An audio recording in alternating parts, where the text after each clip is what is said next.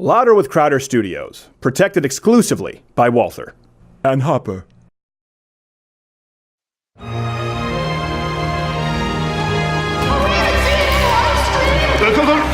Cable, print, and big tech. The media lies all day. Lie harder, lie faster. How are we supposed to know what the truth is anymore? Truth is irrelevant. Obfuscation is key. This is all fake news, Wonka! They think I'm gonna be sick. Oh, now he's brought up the black homosexual! Banjo! Ah! Now I am gonna be sick. It's the DNC's pool boy! Ah! Oh, are they blocking you on college campuses, Ben? Let's prize They it. telling which lies they will be spreading. There's no knowing where they're going. He's singing now. Or who they're deplatforming. Are they lying or just bending? Doesn't matter once it's trending. Ha! Not a shred of truth is showing from the investigations ongoing. Are the overlords still eyeing, accusing the president of spying? Yes!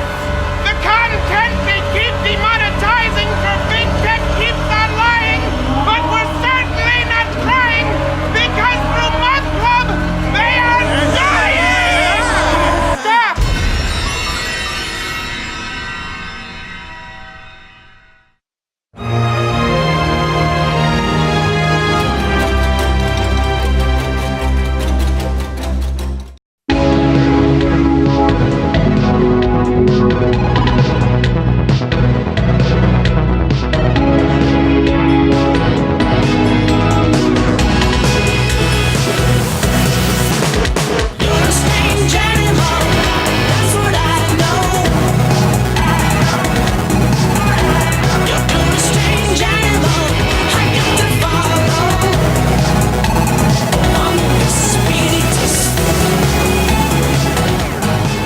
That means that I have marks on my knuckles because we have Representative Dan Crenshaw on the service. And all the ladies and a lot of the men in the studio have been going, that eye patch show. People love it. It works for them. We have my half-Asian lawyer, Bill Richmond, in third chair, along with, because we had a booking error, Mahmoud Al-Mahmoud, ISIS Communications Director. How are you, sir? Doing well, here again to show you the softer side of ISIS. I am very appreciative you are here. Quarter Black Air, show me your hood pass. What's up, G. bro? Morgan Jr., what's the line of the day? Bridesmaid Red. Oh, Bridesmaid. That's what I thought. Wow. You are going to Always be the bridesmaid, never the bride. Yep, I still don't buy it. 28 days? 22. Not 22 buying it. days. Question of the day. Let me ask you this. Was this President Trump's breakthrough week of winning? Are you tired yet? If so, what was your name your favorite win this week? Also, Notification Squad, please let us know if you're subscribed or alerted to notifications, how you're receiving them, because a lot of people say they're not getting them. Yep. We don't know what's going on. We need to know. We can't play by the rules. We're going to have Representative Dan Crenshaw. We're going to get into the top wins of this week with President Donald Trump. So much Wittig, frankly. How do you feel about that, Mahmoud? Well, you know, a week where you're winning is not a week where we're winning, so not that great, but that's kind of why I'm here. So. Yeah, one hell of a week for us, though. Offering different points of view, like Brian Stelter's program. Leading the news, for those who weren't following, the FBI is now reportedly probing why charges against Jussie Smollett were dropped. This comes from the New York Post. There's confusion as to why charges were dropped, even though there was evidence for a conviction, is what they said. Many of us are confused, too. Thankfully, the actor promises to answer all of the questions in his upcoming tell-all, If I Totally Did It, which seems... And all signs, by the way, point to a highly partisan decision made by the district attorney's office. It's suspicions that were all but confirmed after this leaked phone call. Oh. Yeah. Okay, so we now do, in fact, have the check the suspect paid the two brothers with. The suspect paid by check. Okay, got it. And we now have the receipt for the rope the brothers bought for the noose for the staged attack. Okay, noose. Got it. Now, the department believes that this, in combination with all of the other evidence, should lead to an easy conviction of Jussie Smollett. Wait. Jussie Smollett as an empire? Yes. Oh my God, I love that show! Well, justice is blind. That doesn't. Yeah, look, unless you're a rich gay black guy. Apparently so. And look, I don't want to pile on. Anybody who's having a bad day like he is, Jussie Smollett would like to pile he on. would love to pile on, of course. Yes, right. I know. But he should definitely get whatever penalty it comes with, what, 16 charges? Yeah. $10,000 and what, 15, 16 hours worth of community service? What would I don't that think usually that's be, normal. half-Asian lawyer Bill I Richmond? mean, he's got so many different things. You know, the amount of money that was spent by the city dealing with all of this is not even, I mean, we're not coming anywhere insane. near that with what he's done so far. And Rahm Emanuel's pissed and going after that money. He said he's actually going to tally it all up and send him a bill. And when Not Rahm kidding. Emanuel gets pissed, someone gets finger poked in the shower. Naked, by the way. None of this would be happening in Chicago if Carl Winslow was still patrolling the streets. You know what I mean? I do. I think How far something was they've lost in fallen. translation. That was not a documentary film, but it's tough to know now with Amazon Prime. yeah. They all bleed together. In international news, New Zealand is now calling for citizens to voluntarily surrender their guns after the mosque shooting. Of an estimated 1.2 million guns in the country, the total number surrendered thus far is 37. Wow.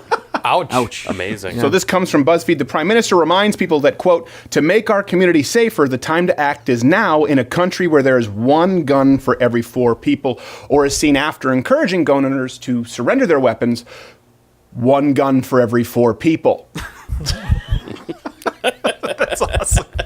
I now love New Zealand. I really do. I mean, They overreacted a little bit with this, but I love the New Zealanders. Like, 37 of us are What going did to come you out and do think it. would happen? Yeah. you know what we definitely didn't need there was anyone defending us with a gun. Exactly. That's the conclusion. I think that guy should donate his gun back. Yes, Which exactly. irony of ironies. The guy that defended him and chased him off. Oh, yeah. Yeah. We tried Here you go. something. We tried something like this when we overtook Raqqa. We did this whole, turn in your head thing. Nobody does it. Nobody does it. Total failure. That's true. You I should can see, call me yeah. New Zealand. I'll tell you what we learned. We'll set it up. I don't even know who the Prime Minister is, but I'm sure he's free. Turning She, to Stephen. religion. Who cares? It's an inconsequential country. And now they'll be pissed, and I don't care. That's how you know. Turning to religion, the Pope, for some reason, really, really doesn't want anyone to kiss his ring. Here you go. I can't believe that's real. When asked, the Pope said, do you have any idea where those cardinals' mouths have been? It's been like while he's in the kitchen. Which, by the way, is why when offered, refuse the syrup. Always refuse the syrup. In other news, Louder Crowder obtained exclusive audio from the Pope's lav mic.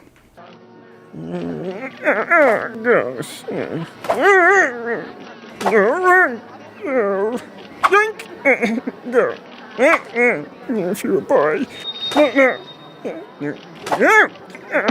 Just f*** out of here.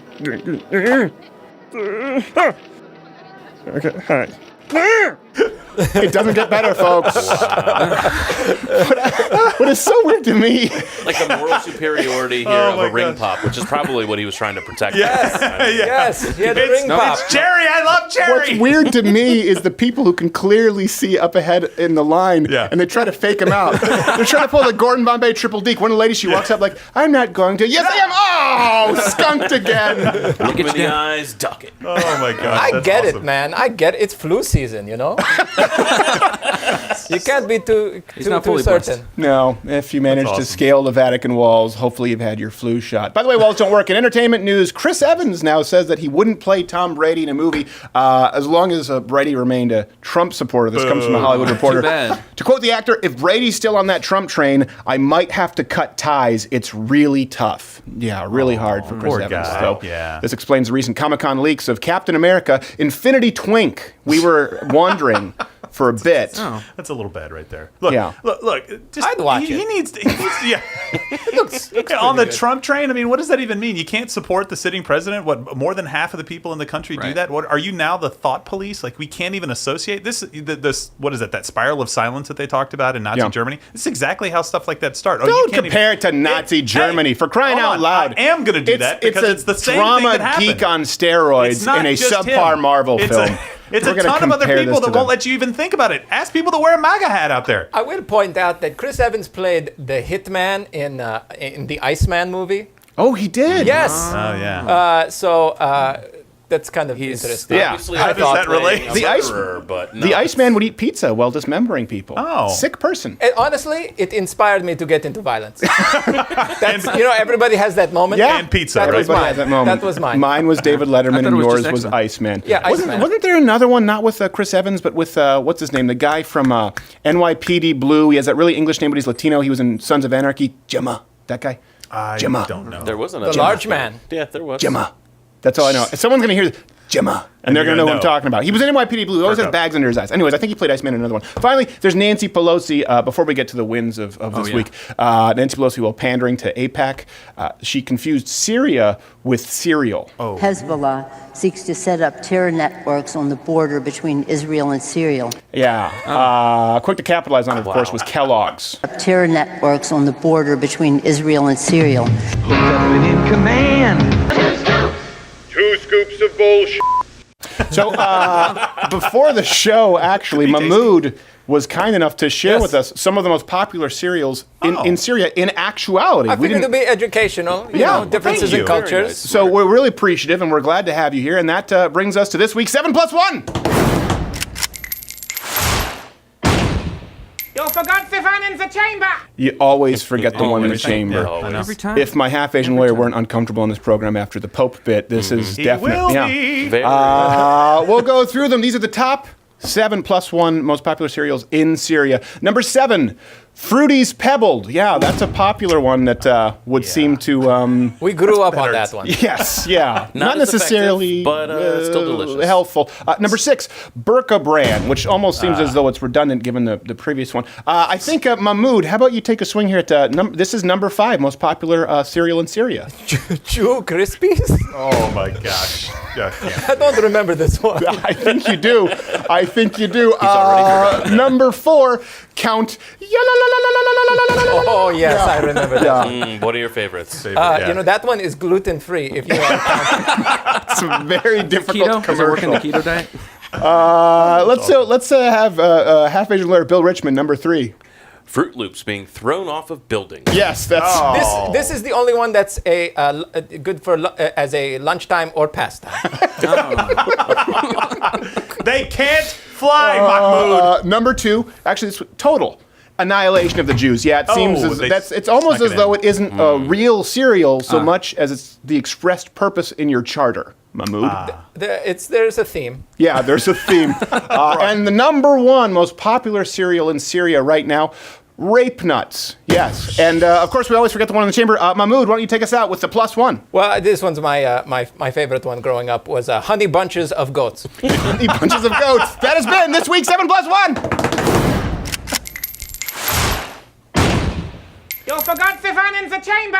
I don't know why he feels the need to repeat it when Every we time. clearly know now. Every time. It's been Every- drilled every in. time. Who is he No, yelling no. it at anyway? Can never be too safe. Posterity.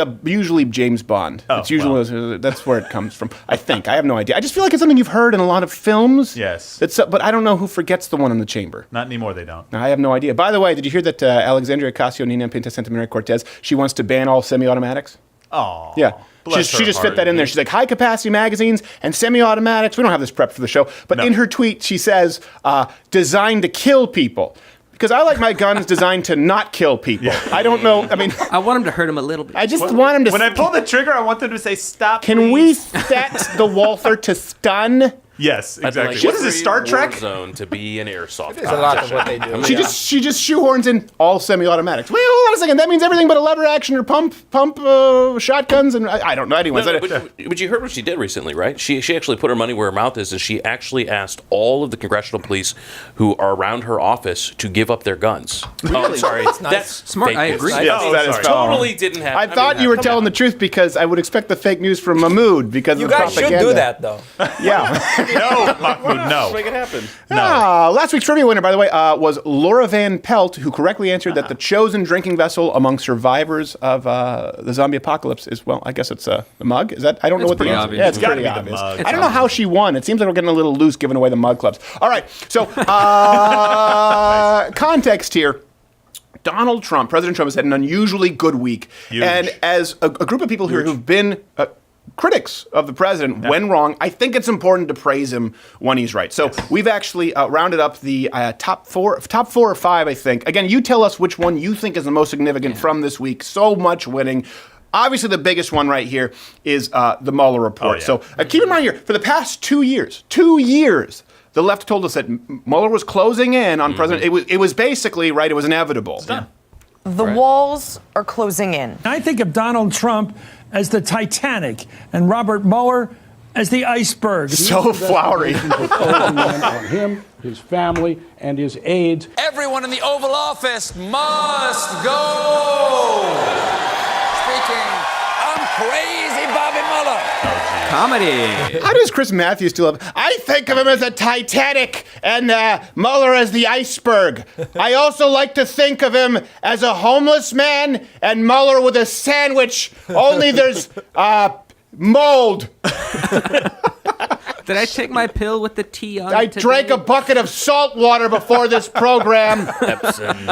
You really want to make sure you're going to be right if you're that flowery in your language. If you really go that far in, I mean, it just seems to me like sure he it's has 100%. multiple writers. You know, they could say, well, hold on a second. Maybe we could spice up this analogy a little bit. No! I like iceberg is the way to go. Trust me. B-roll. It's all roll the about B-roll. icebergs nowadays, kids. All you kids with your Twitters and your books of faces and social media, you don't know a good iceberg analogy when you see one. It's all icebergs, Carl. Hey, all the growing ice in Greenland, right? Yeah, there's too much of it now. It's a big danger now. It's going to sink more ships. We should get rid of it. Hey, but let's check in and see how they're doing this week. Yeah. When Barr released a 4-page letter summarizing it, it was like the Cliff Notes, or more like, I want to jump off a Cliff Notes. So let me make sure I understand this, Mr. Colbert. You want to jump off a cliff because our president didn't collude with a foreign power to rig an election, and they wonder why we think the left hates America. I know. He wants to cut his wrists to Elliott Smith's needle in the hay because we found out that our president was honest. Right. He wasn't colluding with a foreign power.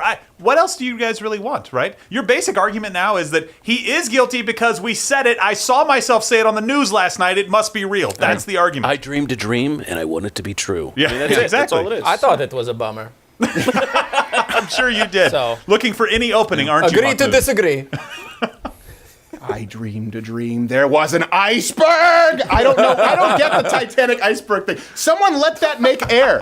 Please, if ever I'm doing something, I'm sure that this program alone, we've done things that are far lazier than that. That being said, it still doesn't come across as off-putting. Remember, by the way, how all of these progressive outlets, they were outraged when Rush Limbaugh said that he hoped Obama would fail? Oh, Remember yeah. that? They're saying he's un-American. Well, we were supposed to think that he had committed treason just because he wanted Obama to fail with a socialist agenda. You know, like giving sweeping legislative control over the fifth of the U.S. economy, record job low participation, with that kind of thing. Yeah, exactly. He just wanted him to fail at implementing an agenda, but now it's fine to wish that the president was a Russian asset just because it would be a point to your political team. And these are the same people who talk about political division all the time. This is why I don't want to find common ground. No. How do you find common ground with someone who is bummed that our president didn't collude with Putin? Yeah, and he's not for socialism. That's totally fine. By the way, like a silver lining to Bernie, he's brought all the socialists kind of out of the closet. It's actually kind of a nice thing. Ocasio-Cortez as well. Yeah. They're out in front now. Back in Obama's day when they're like Limbaugh's saying socialism, it's not socialism. Now it's like, yeah, he was remember right. they said, I think they're saying socialism because they can't say the N-word.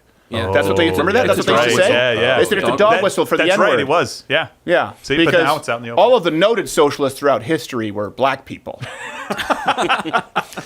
No. And then right away when they say, yeah, well, you're socialism and you're racist against Obama. Well, okay, give me an example of successful socialism. Whitest country ever, Norway. Yeah, let's go with that. Nice. Denmark, you prefer? You prefer Iceland. There are icebergs over there. It's misleading. It's a great country. Win number 2, Michael Avenatti. And I just need to, hold on, just say it and let it ride. I don't need to say it anymore, but I'll explain it because, I feel like you deserve more content. This is the lawyer who represented Stormy Daniels, porn star suing Donald Trump. Julie Swetnick. This is someone, people remember Stormy Daniels. They don't remember Julie Swetnick. She was the one who accused Kavanaugh of running Quaalude rape gangs in high school. Entrepreneur, apparently. That phrase actually made headlines. Accused sitting Supreme Court justice of running Quaalude rape gangs. What? What do you mean, what? You don't remember this? I don't remember We the headline. covered it live! I don't remember the headline. I remember the story. No, you probably remember I remember it, actually, and I'm still waiting to see how it turns out. This Avenatti thing, this one caught me off guard. I really thought that this guy was a good guy. Do you know what? Half Asian Bill, did you know anything about Avenatti before this? No, I mean, other before Stormy, no. No, not much. I didn't know if you ran in the same circles. No, not often. He runs in circles. Obviously. Not all lawyers are the same. Well, keep in mind, this is something. This is why we want to go pre and post. Avenatti was supposed to be Trump's worst nightmare. Yeah. And by the way, to hear Brian Stelter, which I still don't get, hear Brian Stelter tell it, a serious presidential contender. Here, remember this? Well, if anyone knows a con, I guess it would be Donald Trump. This guy has Or zero you. credibility in the eyes of most Americans and certainly in the eyes of the world. He's Look a at Cuomo. habitual liar. The dominoes have This is already started to legitimate fall, news. and I truly believe that this is the Achilles heel of the president. Looking ahead to 2020, one reason why I'm taking you seriously as a contender is because of your presence on cable news. By the way, can you be any more transparent, Stelter? By the way, the reason that I think it would be great that you were in office is because you do my show. Like, we all know you want an in. Exactly. Fat, ignorant, bald, and gay is no way to go through life, son. I don't get the Stelter thing. Can someone who lost, someone at CNN had to pick between Brian Stelter and there was someone else. There's someone who came in lineup. There was a lineup more than the people lining up to kiss the Pope's ring, and someone said, "You, Mr. Stelter." That's got to be the worst second place ever. I get why you guys watch and hate America when you watch our news. Yeah, I don't know. I see Stelter. I feel like it almost reminds me of your wrestling, where you have the heel. I got you. Yeah. I feel like maybe he knows what he's doing. Maybe a little bit. He's like a Ric Flair, He's getting what he I wants. guess, or Jesse Ventura. He's getting heat. Okay, so anyways, back to Avenatti. I got so distracted by Stelter. Someone please explain to me the Stelter thing. Here's the thing. Like I've talked about school choice, I don't understand the case for it. I can understand the case for Bill Maher. I certainly understand the case for Jon Stewart. I know you guys don't like Colbert. I think Colbert can be very funny. I understand Anderson Cooper, okay? I get it. He was great on The Mole. I understand Don Lemon because, he seems like he could be intelligent. Sometimes he seems like he's relative. Brian Stelter has, please, someone make a case for any redeeming quality for this man. He makes everyone else around him look much smarter. That's it. That's it. He found it. And I just read today that he's straight. Okay, so Michael Avenatti. How could we know? Michael Avenatti now been arrested for a $20 million extortion plot against Nike, embezzling clients' money, defrauding a bank. Could spend life in prison if convicted. That's actually, serious. comes from CNBC. So you know what? The good news for Avenatti is that dreams do come true. All of my sexual fantasies involve handcuffs. Good for him. Oh, wow. Hey. Good for him. Oh my gosh. When God closes a door. He opens a sex dungeon. With handcuffs. Now, by the way, really quickly, before you feel sorry for him, don't. Yeah, no, I was about to say, it's hard in general for us to feel sorry for lawyers. Sorry, half Asian lawyer Bill. It's all right. It's all and right. I'm asking, is anybody coming to his defense at all? Like, it's been crickets for this guy. Stormy Daniels threw him under the bus. They're all like, I know, but normally the left kind of comes out and tries to kind of make something happen, and no one. Everybody he stepped forward, and everybody's like 100 yards behind him now. We'll get to this at the end of this whole segment. It is amazing that the media is not talking about this. Really, I mean, this guy. Think about it, he was a centerpiece on media for a long time. Kavanaugh, you couldn't hear without Avenatti. They were saying, Donald Trump. They just assumed the Stormy Daniels thing was true. And I'll be honest, I said at that point, it's a 50-50 shot. That being said, even if there's a 50-50 shot that something did happen with Stormy Daniels, now no one will believe you because you're Michael Avenatti. Win number this is a big one. For me, this is probably the biggest one. The Green, you've heard us talk about it. I've read that you can watch on the channel. I read the whole Green New Deal in its entirety, unedited. Right. This was supposed to be the legislative darling of the left. Climate change and our environmental challenges are one of the biggest existential threats to our That's the key way word, of life. existential threat. We have What? the technology to do it. We have the moral obligation. We have the economic imperative. We just need the political will to get this done. I support a Green New Deal. Okay. And I will tell you why. Climate change is an existential threat to us. She said that word again. No, she said it again. Today we say to Donald Trump and the fossil fuel industry that climate change is not a hoax, but it's a massive threat, an existential threat to our country and the entire planet. Apparently, our greatest existential threat tallies up to a whopping 0 votes of support. Right? And she said afterwards that was a strategy. I don't understand. The vote present strategy looks a heck of a lot worse than the 0 yes vote strategy. It is remarkable to me. Exactly. And they say it's a political stunt. This was the thing. Like, it's a political stunt to put it to a vote without a hearing. So is introducing a 5-page bill that takes over the entire American economy because we want, quote, a smart grid. With no definition. How long did it take you to read that, by the way? 16 minutes. 16 People can go watch it. full Reddit Instant. minutes. 16 minutes to read the... Demonetized yet? The whole... Oh, it's never monetized. What do you think? What do you think was going to happen? Instantly. They just saw a Green New Deal, and they said, oh, Crowder, Green New Deal. This matches up with an algorithm of screw. Fourth win this week, President Trump's emergency declaration. So for people who haven't really been following the timeline, and this is kind of difficult, I think, for a lot of people, back in February, President Trump declared a national emergency. In order to get funds for the border wall, Congress voted to reject the declaration. Then he vetoed the rejection. This week, President Trump's veto of their blocking was upheld, and $1 billion is on its way to the border as we speak. Pallets of cash, baby. And we'll talk with Congressman Crenshaw about this because some Republicans are divided on this. I actually do.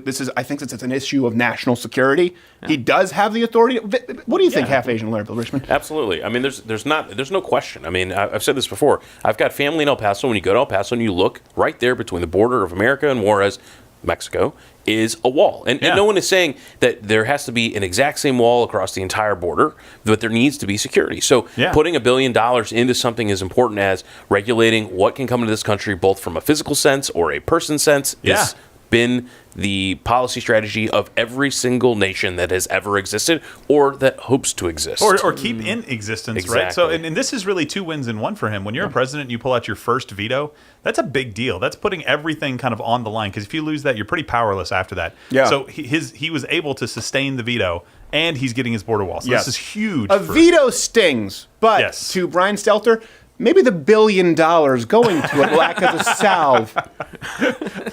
Nice. Do we pronounce the L in salve? Salve? Salve? Salve? Salve? I don't know. Salve doesn't sound right. I don't know. All I know is you pronounced Nike right earlier, so that was Did I say it correctly? Yeah, I think so. Good job. I don't know. Maybe. You know what word I pronounce incorrectly all the time? I know it's supposed, but I often say supposed. It's like sounds like I'm saying supposed, like I'm Jodie Foster, and I know how to say it right, but I'm very stupid. I almost put like Nike with like 5 E's after it just to help. Yeah, to just read it out phonetically. Nike. No, that's what the children say when they jump from the 4th-story window at the factory. What's Mahmoud? Before we get, what's the ISIS policy on national Well, immigration? I think this is where I feel like more of a Democrat, because I don't want you to have a wall, first of all. I wonder why. And also, I agree in part with some of the statements made as far as the climate, the Green New Deal people. I do think that your days are numbered. Mm-hmm. And just ours? Yes. It's a localized phenomenon, is what you're saying. Almost exclusive. You want to hasten the end of America? Just the great Satan and the little. By the Satan way, you guys cannot see how funny my half Asian Larry Bill. He's positively tickled pink this whole time next to Mahmoud. Mahmoud, you bring joy into everyone's life. We're hanging out. We're having fun. Good time. I might be the lawyer. Social divide. By the way, here's the thing. It doesn't matter where you stand, and Republicans have this debate. Conservatives have had this debate about the national emergency, and I think it's a healthy debate to have. That's a good example where we can find common ground or have a healthy debate. Regardless of where you line up, this is definitely a win from President Trump's perspective. But you don't have to take my word for it. We have 2 national emergencies, one declared on the southern border where the president transfers and is taking away millions of dollars from other agencies to address a wall, which doesn't even solve these issues. Why? Yeah, it helps. Why? It Why helps. are we going to waste billions of dollars on a medieval fortress that won't work? I urge my colleagues to vote and override the veto. Leading President Trump to issue the first turtly enough veto for of the his Turtles presidency. Club? I'm more convinced than ever that the president's actions are not only unlawful, they are deeply Is irresponsible. Mr. Peabody? A wall is an immorality. Oh, really? It's not who we are as a nation. Who was that? Mr. Peabody before Nancy Pelosi? I don't think we should have a wall. I'm not a big fan. No, I'm not sure about it. His campaign must have been a roar. Was that Mr. Peabody or was that Boo Boo? I think it's the same guy. It's the same guy. Oh, Yogi, my little fishes are yours. Oh, gosh. Here's the thing, even as recent, people were saying that Trump's chances, they were gone for 2020, right? This is what people were saying 3 weeks ago. This is why you have to look at the long ball of politics. If you look at this week, you'd have to make a very different prediction than you would have made 3 weeks ago. And that's why the media, where are they right now? Go check Huffington Post, go check Vox, go check Washington Post right now. See if they are talking about the wall being built, completely being exonerated from the Mueller report, and it's just Avenatti. They're quietly slipping away. Green New Deal. And you know what? I think it's time. I'm exhausted. I will tell you frankly, I'm exhausted. I am tired from all this winning, and I'm gonna need to take a nap. And then after this, we'll have Crenshaw after a little bit of REM sleep from so much winning. Dreams of sugar.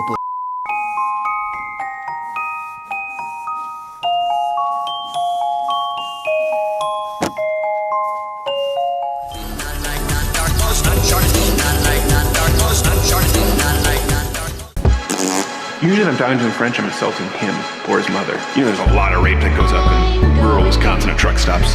Or who they're deep platforming. Ready? We're rolling? Tapet. Tapet. Tapet means in French. Usually when I'm talking to a French, I'm insulting him or his mother. You know, there's a lot of rape that goes up in rural Wisconsin at truck stops. And Brian Stelter keeps bunghauling each other. Did you understand the implication? No, they don't want it, but they keep bunghauling and blowing, and so you end up CNN. Will you join up at louderwithcrowder.com/mugclub? Or are you a butt muncher? The suspense is killing me. Hello, YouTube. Betty Crowder here with an update. As many of you know, this week I was quite sick. I had to get a surgery on my tooth infection, and after the anesthesia, I started shaking and convulsing like Michael J. Fox on a tilt-a-whirl. I was at the hospital for 4 days, during which time I lost 6 pounds and chewed out my IV and catheter. But they cleared me to go home, and now I'm giving it a little of this and a little of that, and I'm back fighting POTS. And now I can say at 4 months old, I am officially the most expensive puppy in the world. And they still don't know exactly what's wrong with me. So as shameless as it sounds, if you want my continued medical care, and you don't want Betty Crowder to die, join at louderwithcrowder.com/mugclub. Why, I oughta. You're an M&M. There's no point in wondering where your pockets are. Tasting smooth, creamy milk, chocolate center. You're an M&M, it's alright. There's no sense in wondering where your pockets are.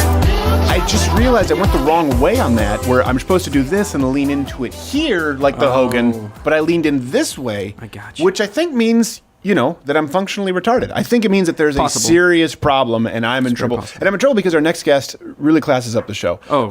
Elegant guest. And a lot of our fans have been asking for him to be on. Let me just give him his intro because a lot of people complain if we don't give them the intro, but everyone already knows who he is. They've been all at Twitter. See what I did there? All right. He is a representative from Texas' 2nd Congressional District. I wouldn't have gotten the number right otherwise. I just know he's a representative. But more importantly, more interestingly, former Navy SEAL officer who earned 2 Bronze Star medals, Purple Heart, went to Harvard after military service. And a lot of people know, he lost his right eye serving in Afghanistan Certified due to an IED. You can follow him on the Twitter at Rep. Dan Crenshaw. Representative Crenshaw, thank you for being here. Sorry, Tycoon Crenshaw, you told me before the break. Thanks for having me, Stephen. This is awesome to be with you. I am very glad to have you here. And just to get the discomfort right out of the way, and I'm going to be hypocritical, how annoying is it that everyone always asks you about your eye patch first, knowing that I just did that? Oh, well, no one's as annoying as you, I guess. Oh, jeez. Really? And Pete Davidson threw you a few jabs, and I topped the list. I feel horrible about myself. No, you're great. I'm a big fan. No, I don't mind. It's part of my story, and frankly, being in politics is telling your story, right? Because you do have to connect with people in order to get them to believe that you should represent them. There has to be some kind of human connection, and sharing part of yourself with them is a big part of that. So I surely expect it. Right. Well, I appreciate how level-headed you are. I want to get to that as it relates to Trump a little bit. But since we led with that, Pete Davidson obviously got in trouble for mentioning your eye patch on Saturday Night Live. And I remember a lot of conservatives were outraged, saying he needed to be fired. Then you appeared with him and buried the hatchet pretty quickly. That's not typical. And we're held to that same standard as a comedy show, where often I say, listen, I don't think you want to take everything that we say 100% seriously. What inspired that? Because that is counterculture to the outrage society in D.C., both on the right and left. Yeah, and it's something we got to fix in this country because it's out of control. Yeah. Of course, going back in time a little bit, just so everybody understands, there was certain elements of his joke that were like, they were kind of funny, but, kind of offensive. But first he said that I looked like a hitman in a porno, and I was like, okay. I'm curious at what kind of films you're watching, Pete, but I wasn't like, I just, is this a genre? Like, it just brought up. I think he just went down Avenatti's client list and just searched those. So, but that wasn't the part that got everybody riled up. It was the part after that. Maybe he misspoke. Maybe it was scripted, funny. Who knows? But he just said, "I know he lost his eye in war or whatever." Right? It was dismissive. That's what made everybody angry. So I woke up the next day, and to a bunch of texts from friends, and noting that this had happened, and we kind of watched the media outrage sort of play out. There was a lot of outrage for it, and I was expected to make a comment on it, and I can't fake outrage. Right. I'm not good at that. We have very dark senses of humor in the SEAL teams. True, yeah. Examples of that. So we're pretty used to having thick skin, and so I have to admit I was not. It did not take some kind of emotional toll on me. The frustration with it was the fact that I had to deal with it at all. So I just kind of said what I felt, which is like, listen, don't try hard not to offend people, but also try hard not to be offended. I think that's a good way to live in this world. And just because our society at this moment tends to value and I would say elevate this sort of victimhood mentality and elevate this aggrieved victim status. It's like, man, if I could just be an aggrieved victim, then I'll really be right. Then I'll win. That's kind of a terrible place for our culture to be. Right. And I don't want to be part of that. And so there was no reason to demand apologies for any of this nonsense. Right. That's a good point, though. That's a really good point. Not a lot of politicians, we make that point on this show, but yeah, the seeking affliction, as you see with people out there. And people say, well, why would anyone want to be in this? And then insert minority class of the day here. I go, well, I don't know, because you could get off faking hate crimes, for starters. Exactly. I mean, but rich Hollywood. So it's across the board at that point. Let me kind of moving on from that. Let me ask you this. How have you become, obviously as a freshman representative, and we use that term a lot, but so popular, despite being one of, I would say, the few balanced viewpoints out there, if people follow your social media, on President Donald Trump. A lot of people are seen as either never Trump or they're seen as MAGA hat wearing. It doesn't matter what he does. You praise him where he's right, and you called him out. You criticized him when he was talking about John McCain recently and criticizing him and lobbing some attacks after he had died. How do you remain so popular? Because there aren't many people who seem to figure out that equation. Well, we haven't done a poll. I don't know that I'm so popular. I can tell you with our viewers and our readers. They love you. Oh, yeah. I hope so. Because I think people respect intellectual consistency and honesty. They just want you to tell you why you're saying what you're saying. Mm-hmm. They don't want to feel like it's just part of a political calculation. And so the way to avoid it looking like it's part of a political calculation is for it not to be a political calculation and for it to actually be true. Right. Okay. And listen, I don't take swipes at the president just to do it. Okay. A lot of never Trumpers just do that. Right. I think they do it just because it's become part of their brand and they just can't help themselves and they forget to defend conservatism. So that's a real problem because a lot of what President Trump does is conservative. A lot of the way he governs is conservative and it's good. Mm-hmm. There's some things I disagree with. It should be really simple to simply say, well, I disagree with those things. I'm not I'm not a sycophant. I'm not just following blindly. Yeah. So, well, that segues into an interesting point. First off, I love that Beto O'Rourke had to respond to your tweet in an interview with was it Chris Hayes? I don't know. Hayes actually called him out on that, which was interesting. Yeah, Chris Hayes. I'm still, by the way, if anyone can explain the Brian Stelter thing to me, please let me know. I still don't get it. We just talked about that a couple. I don't understand it. I don't get it. I love that he was forced to respond because of your social media. But let me ask you this: you've also held a position on the border crisis, right? And a lot of people have talked about the constitutionality of that and the state of emergency. You were just explaining this to me during the brief break. What is your stance, and how do you justify it as a consistent conservative? Because, I mean, it may surprise a lot of people. Yeah, I've got a series of things I want to point out to my conservative colleagues who I think rightfully have concerns over it. Okay, so there's a couple arguments, right? One is that it's not an emergency. Okay, well, the counter argument to that is, well, yes, it is an emergency, and the numbers dictate that it is. Okay, last month there was 66,000 apprehensions. Depending on how you measure that, almost 80,000 just last month. Yeah. Yesterday it was reported that we're going to have the highest amount of daily illegal crossings in 13 years. The other reason it's an emergency, and a humanitarian emergency at that, is because our system is designed to encourage immigrants to drag children across, because they know if they bring a child across, they get let go into the population. We have a whole new generation of dreamers being created because of that. And that constitutes a crisis. All right, there's more family units being apprehended than ever before. So that's a problem. Is it an emergency? Yes. Is it different than it was even a year ago? Yes, absolutely. There is a different situation. Okay, so that's that part. Then there's the constitutionality of it. Now there's two elements of the Constitution that I believe butt up against each other here, and you pretty much have to decide which one you value more. Mm-hmm. On this side, you have the appropriations part. Okay, that's Article 1, right? Congress is in charge of appropriating money. You can't just change that. Now, technically, the president is reprogramming money. He's not taking it out of the Treasury like the Constitution says you can't do. But that's just that's a technicality. Mm-hmm. There's the other part of it, though, which says that the president needs to faithfully execute the law. That's Article 2. Well, what law are we talking about? Well, how about U.S. Code 1325, which is... Is this how popular you are? Is this your computer letting you know that everyone's texting you right now? All right. Yeah, it's good. I wish I could make that. If I mute that, I wonder if I mute you. That's the problem. That's okay. We'll deal with it because we love because you're so cuddly. Sorry. And you were talking about, so yes, you were going to the president after you got into the constitutionality, Article 1, and now we're going to... you're going over to the president and what kind of falls under his legitimate purview, I believe is where you headed. Exactly. We want you to faithfully execute the law. And 1325 is a law. It says you cannot cross the border illegally. And so it's not being enforced right now. It's the president's job to enforce it.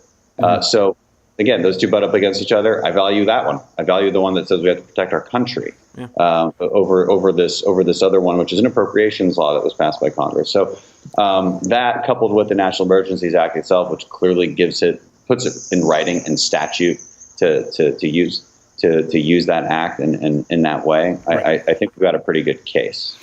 Yeah, I would agree with you. And that actually would be one of the few areas where people could look at executive orders and say, as it relates to national security or national emergency, that's what the role of the president is effectively. It should be limited. But if it deals with national security, obviously that he's called the commander-in-chief for a reason. And I think it does come down to, I guess, the gray area of whether you consider the border crisis a national emergency. I think you've made a very strong case. And this brings me to something else here. There are a lot of similarities between you and... Go with me here. So don't take offense to it right away, because what I'm about to say is way worse than what Pete Davidson said, but I'm going to bring it all back home. Some similarities here between Alexandria Ocasio, Nina Pinta Santa Maria Cortez, in that you are both new, fresh faces. Social media is a huge portion of your platform, very influential, both seen as firebrands. But I think there are some differences here which really sort of draw a significant line in the sand as to how the people conservatives embrace versus the left, in that, namely, you're articulate, pragmatic, not a doomsday theorist in the same way that Nina Pinta Santa Maria Cortez is, and you openly list references, sources. You know, when you were talking about the border crisis, you listed charts on Twitter. I had Cortez respond to me on Twitter and just say, well, look it up. Well, hold on a second. Why don't you show me? You made the claim. Have you heard these comparisons before? And do you see that as a good thing, something that you embrace? I think. No, I was hoping you would just continue your list of compliments, but can't go on forever. The interview can't go on that long. But when we get off air, I can make sure I'll make you feel very comfortable. I'm married, by the way. People are going to take that the wrong way. I mean, I'll make you feel comfortable in coming back, because I took it the wrong way. Yeah, I took it the wrong way. I apologize. Hey, Ted Cruz came back. Hey. 4 times.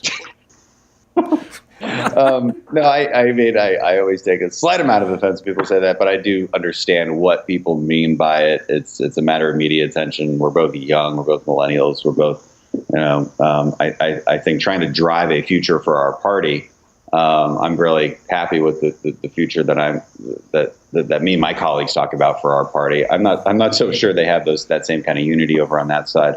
You know, and listen, you brought up something, which is defend what you're saying. You know, and unfortunately, we're getting too comfortable in this culture with this idea of kind of bold ignorance, right? Where it's just like if you're emotional about it, if you're genuine, if you're authentic, then the facts don't matter, right? Right.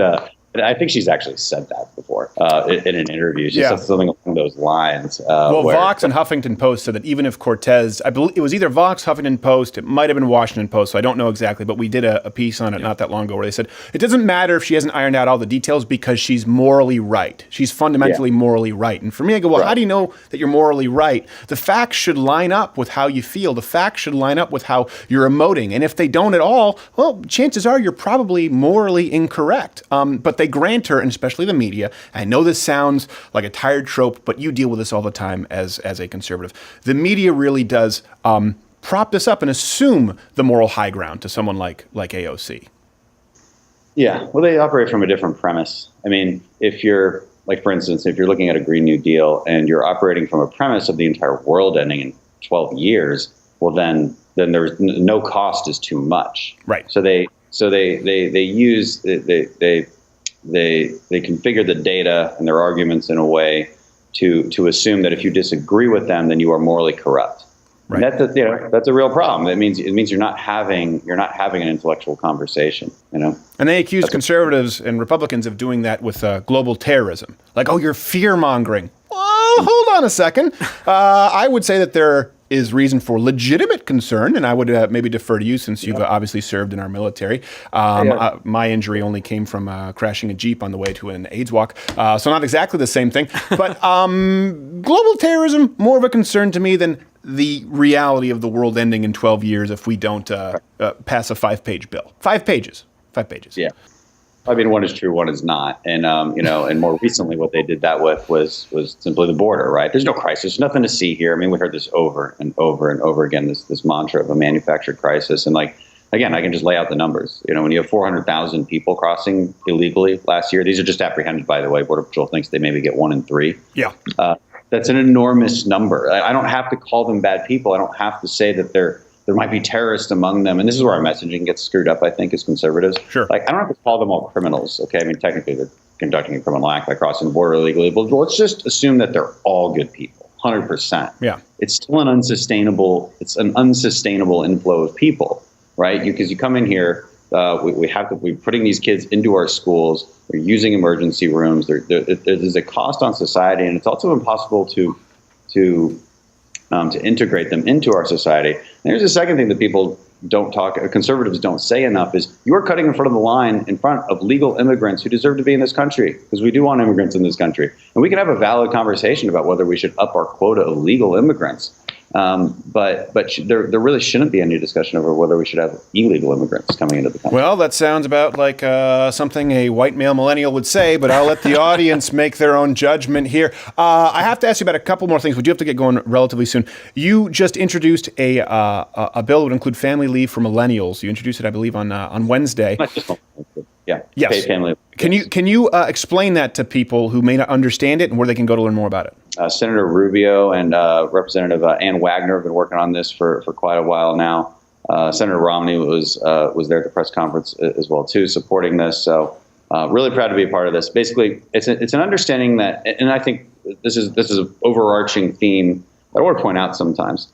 The left is not always wrong about the problems they point out and what they want. They're just almost always wrong about the solutions they propose. Very good point. So paid family leave is a pretty good example of that, right?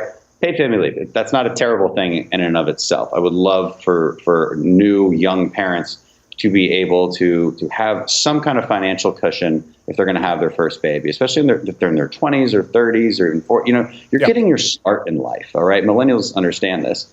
And it's important to point out the millennial generation, not because this bill is just for millennials, but because we could probably, as millennials, we could probably make the most use of it. Right. So the question is, how do you pay for something like this?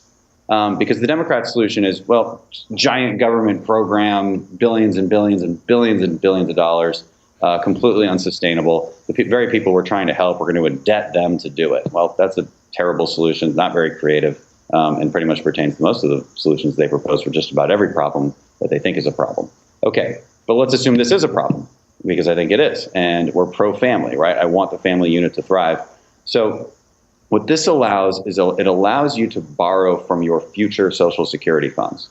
Basically, and I'll give you the simplest explanation of it. Basically, you take 3 months of family leave. Okay, now you have to back up your retirement by a similar amount of time to pay it back. Now you have other options to pay it back too. You can pay it back sooner if you'd like. You can pay it back in lengthier payments if you'd like. But it doesn't change the long-term budget. It doesn't change the long-term health of Social Security either. It does change how we formulate the short-term health, but not the long-term, and that's important. So we're basically, the way I put it, you're borrowing from someone richer than yourself, which is you in the future, because you've actually had time to make it in this world. So it's like Time Cop with entitlements. It's a really good way to put it. I'm going to use that. Yeah, there you go. Perfect. And also, I maybe a little bit of Demolition Man with entitlements. I'm not entirely sure. The whole Van Damme catalog, really. That was an interesting movie at the time. Sylvester Stallone. No, wait, was Demolition Man Stallone? Yes, it was. Yeah. Oh, Okay. Snipes That was Stallone. Was Snipes in Time Cop? Yeah. No, Snipes was in. No, they were both. Right? I have no idea. I know Time Cop was Van Damme, but for some reason I'm thinking he was also in Demolition Man. I know Snipes. I think Snipes was in both. The point is, I don't want to muddy the waters on your brilliant proposal here with my stupid commentary. We do have to get going here. So, final thing. One thing I loved. I have a tweet right here from you to Representative Adam Schiff, where you said that he said he had direct evidence of Trump-Russia collusion. And this is important because it's putting a fine point on it. He didn't say maybe there's a possibility. He said that he had direct evidence of Trump-Russia collusion. That means it's a lie. And he's doubling down still, right, with those comments that he's made. Yeah, so sorry. This is important for people to maintain a timeline, and this is why, like you said, intellectual consistency is important, because we need to hold people to the same standard that they would hold out. And if you say, "Listen, we need to investigate someone for Russian collusion," Kalusia could be a country, could be a city in a country. I have no idea.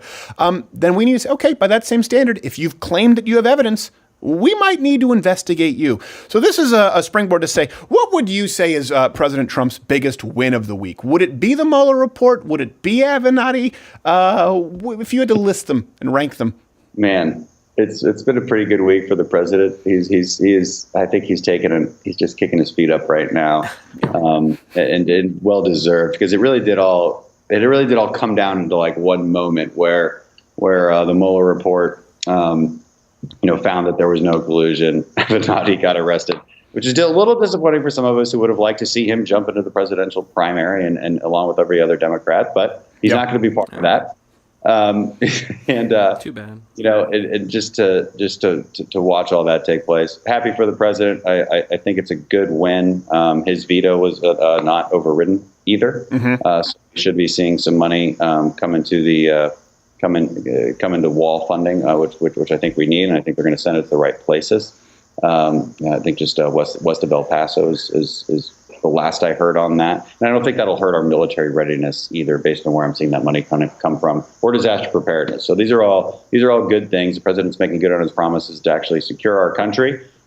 We have all found out that he indeed did not collude with Russia. I'd never really thought he did, but it looks like we now have a lengthy investigation that shows that he did not, and Democrats really need to accept that. The one thing I want to say about Adam Schiff is he used his position on the Intelligence Committee to make everybody believe that he had access to information that he really didn't. Yes, and that is extreme. That's beyond dishonest. It's one thing to just kind of say it, as politicians always do, but he really abused his position, and that's really problematic. Yeah, and sometimes President Trump can come across a little nutty, but I think that anyone would lose their marbles a little bit when people are out there claiming that you've done something that you haven't done. I think anyone would go a little bit nuts in the public eye, where they're going, hold on a second, you're trying to obstruct justice. What? Obstruct what? There's no crime. And they're afterwards like, well, there's no crime, but maybe obstruction? We don't know. And he's going, Schiff. That's how I feel. But I will say this, we have to get going, and I am tired, and you must be exhausted from all the winning. It's so much. I think people are getting tired. People can follow you at Rep Dan Crenshaw. Is there anywhere else that you would like to plug real quick? Yeah, well, at Rep Dan Crenshaw, I got another Twitter account at Dan Crenshaw TX. We use them both. They're both great follows. Please follow both. Instagram, Dan Crenshaw TX, and just search for Dan Crenshaw in Congress and on Facebook. We're everywhere. Crenshaw, thank you so much for being here, sir. I appreciate it. We must go. We're going to wrap this up in a nice ribbon. We'll be back after this.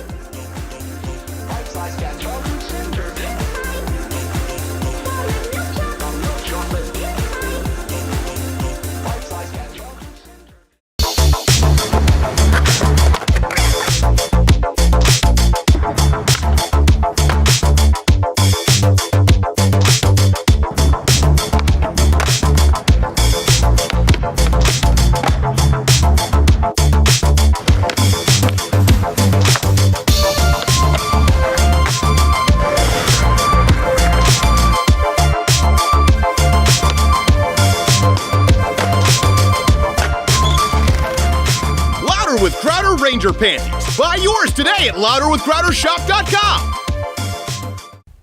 One live read of the week time. This is where I tell you about our sponsor, Walther and Mug Club. Stephen? Yeah. I like you. I like you. I see you do these reads. Mm-hmm. You're doing it all wrong. Okay. I'll help you. I'm not entirely comfortable with that. I can do it. I can do it. Believe me. I have media training. Okay. Okay. All right. Mahmoud Al-Mahmoud here to tell you all about the Mug Club.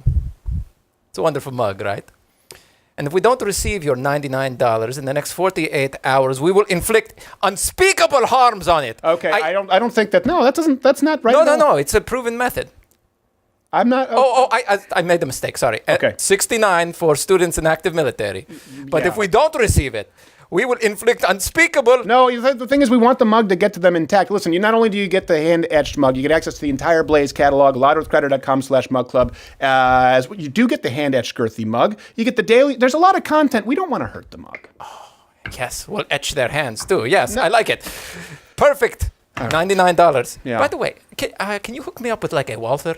I would, but I'm not sure how comfortable they are funding foreign caliphates. What? I'm gonna get a Smith & Wesson. Yeah, well, they made a Smith & Wesson shop right. You can't please everyone. Stephen. All right.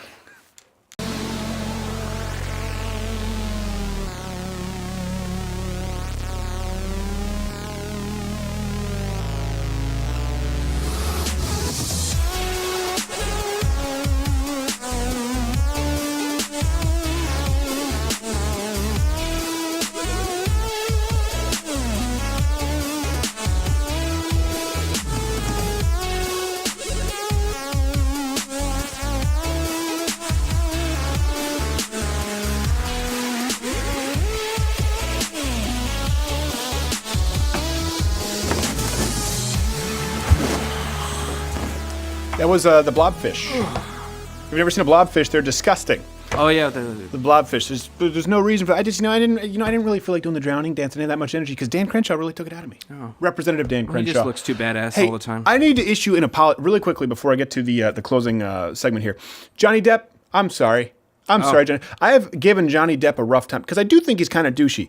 But yeah. When he was accused of beating Amber Heard? Amber Heard up a little bit. I think we had a bit about that at that point. We weren't really condemning him, but his drunken tirade where he threw the. Turns out she kicked his ass. Yes. So I hope that guy I hope you take her for everything she's worth. So really, you're probably taking yourself for everything you're worth because probably a joint checking account in that household. Let's be honest. So this week, and you can bring it up there, Garrett. For those who didn't follow earlier, I was subject to my first auto accident as a passenger, I should say. When I was a kid, I was hit by a car once. Oh, yeah, I know that story. Yeah, look, the whole dashboard just exploded. Airbags. Ooh. Those were not friendly airbags, by the way. Yeah, it was a tire blew on an older Jeep. We were exiting on a loop from one freeway to another. It's hard for me to explain, but basically, here's a freeway. You need to get on this freeway, okay? And there's a loop. And the loop comes around to get on this freeway, and then there are only two lanes where and basically these two lanes, one lane is trying to get over on this other freeway, the freeway that goes east-west, and the other one, people are trying to get over on another loop that goes downward, going north-south. And I've had to do this exit many times. I've always thought it was incredibly dangerous. So when the tire blew while we were obviously I panicked. Looking at it now, it doesn't look so bad, thank God. And it really was not as bad as it could have been. We're fortunate that actually, ironically, the complete spin out of the car, which could potentially increase the force of we went into the concrete girder. Oh, yeah. I think caused it to scrape a little bit, which cradled. Saved you a little bit. The crash. The frame is totaled. I heard concrete. I was like, oh, oh man, yeah, the frame is completely. It's a Jeep with a metal bumper. And the bumper's completely broken. The steel frame completely cracked, bent. And it breaks my heart because Johnny Boy, who was driving, loves that Jeep. But it could have been a lot worse. Thank God he's fine. He'll get another Jeep. So I say this to explain to you what happened and to let you know that I understand that this isn't exactly a scrape with death as many car accidents could be. But at the time, I didn't know that. So at that moment in time, feeling the tire blow out in one of the most difficult loops in Texas, all I knew was just pop! Spin, screech, and with each spin, I can just see two lanes behind us, the two lanes, one of which is going very, very fast, and the other people are coming in on a blind loop, and then spin, at concrete girder, spin, cars going by, and it felt like they were getting faster, and the concrete girder was getting faster as it came into view. I thought it might be, I really thought it might be curtains. In retrospect, no. But it's kind of like that kayak story that I've told you about before. I think where I was sure that death was just like my parents were going to be on shore and just I couldn't turn a kayak over. It was one of those old, like the seal skin kayaks. I've had that before. Not these open kayaks are kind of today. scary. Yes, especially when you have no idea. It was just at a cottage. I'm going to go out. Doesn't Thought I was sound going to die. like a smart design. Let's stick you inside of a kayak and you can't get out. Well, they needed to be watertight back in the day. Yeah, that's what they did. Yeah, but the thing is, I bring it up because. Obviously, I didn't die in a kayak. Obviously, we didn't die in this car crash. But at that moment, I thought this might be it. This is how it ends. And I got that kind of flash that people I wouldn't say that my life flashed before my eyes, but let me explain it. In this short moment, a million different thoughts were going through my head. After it happened and I kind of got to download, I was going, oh my God, how did I think of all these things at that second? So first off, was obviously, my God, just please straighten out. And then I thought this exit is the worst. And I remember thinking this, damn it, this exit is the worst city engineering in history. And then I thought, I'm never traveling in an old Jeep with crappy felt seats again. And then I thought, oh, okay, we're definitely spinning out. And then I thought, God, just please let us crash somewhere, not into these two lanes. And I thought, oh my God, we're going to crash. And now I just really hope that another car doesn't come and hit us. And then it hit me, okay, I could die right here. I remember that thought going through my head, this could happen. Just and the odd thing is, I was oddly accepting of it. And sometimes in those moments, it's kind of a silly but perfect example of ego. You try to almost strike a bargain with God. And I remember thinking, you know what? In this moment, I remember thinking, death would be okay. I just don't want to get hurt. So let me die, that's fine, but just don't let me be crippled or maimed or pried out with the jaws of life on a nightly news in a quadrant view. And then there was a moment when the airbags went off. Again, these are mid-90s airbags. They were certainly not soft. It wasn't like being cradled in your love's bosoms at all. These were decidedly unfriendly, aggressive airbags. They went off, causing my head to what I can only imagine was like getting paddled back and forth between the unsupportive bucket seats like a pinball. And I couldn't hear anything. Everything went completely white. Things slowly kind of came back into view and sounds warped back in. Smoke was coming out of the dash. I think it was the airbag gas. I don't know. I've never had airbags deploy before. Certainly not in I don't know, it's a 90s model Jeep, I think. It was total sensory deprivation. And I couldn't really move when I came to. And there was a moment there where I thought, oh crap. I'm still here, but I can't move. Cars are coming. They're going to hit us. And then I thought, oh crap, I'm still here. I don't know how bad this is going to be. And I can't move. And we're being upset about it. And thinking about it now, it's pretty disgusting. I'm pretty disgusted that I thought that.